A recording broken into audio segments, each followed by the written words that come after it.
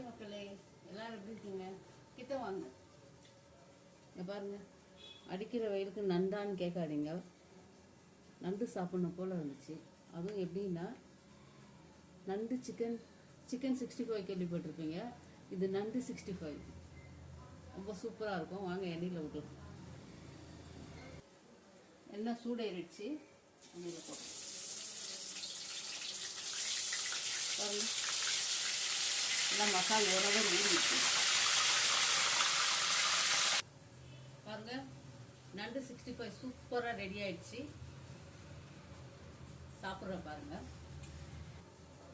பாருங்க, இது ஒன்று கூட வேஸ்ட் ஆகாது, அப்படியே கடிச்சு சாப்பிடலாம்.